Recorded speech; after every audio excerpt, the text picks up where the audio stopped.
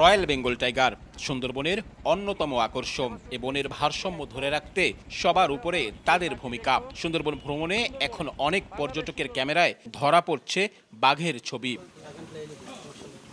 চোরা শিকারী, বনদস্যুদের দাপট, অভয়ারণ্যে অবাধ যাতায়াত, প্রাকৃতিক দুর্যোগ সহ নানা কারণে গত কয়েক দশকে সুন্দরবনে বাঘের সংখ্যা প্রতিনিয়ত কমছিল বাঘের শিকার প্রাণীর সংখ্যাও। সবশেষ 2018 সালে বাঘ জরিপে সুন্দরবনে 114টি বাঘের সংখ্যা পাওয়া যায়। তবে অভয়ারণ্য বৃদ্ধি করা, বনদস্যু মুক্ত হওয়া সহ নানা উদ্যোগ নেয় বন বিভাগ, যার সুফলও মিলতে শুরু করেছে। এরই মধ্যে বাঘের প্রজনন, নিরাপত্তা ও সংখ্যা বৃদ্ধিতে সুন্দরবনে বাঘ সংরক্ষণ প্রকল্প গ্রহণ করে সরকার। এ প্রকল্পের অংশ হিসেবে 2022 সালে তৃতীয়বারের মতো সুন্দরবনে বাঘ গণনা শুরু হয়, যা চলে 2024 সালের ফেব্রুয়ারি পর্যন্ত।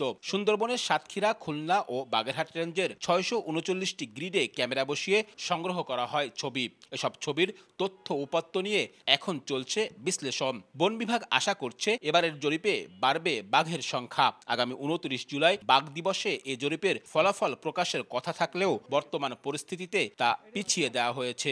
নগদের কাছে সব গ্রাহকই প্রিয়, তাই তো সারা দেশে ক্যাশ আউট চার্জ সবচেয়ে কম।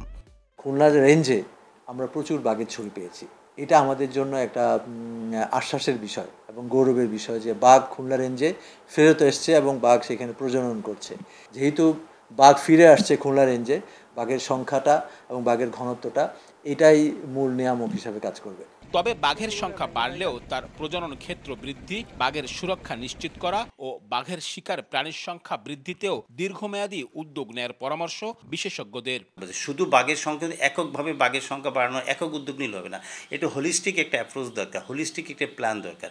এই প্ল্যানটি যদি হয় তাহলে সুন্দর বাঘ টিকে থাকবে। বাঘ জরিপ বাদেও 3 বছর মেয়াদী বাঘ সংরক্ষণ প্রকল্পে সুন্দরবনে বাঘ মানুষ দ্বন্দ্ব নিরসনে 49টি ভিলেজ টাইগার রেসপন্স টিম, বাঘের আপৎকালীন আশ্রয়ের জন্য 12টি মাটির কিল্লা নির্মাণ করা হবে, যার ব্যয় ধরা হয়েছে 36 কোটি টাকা।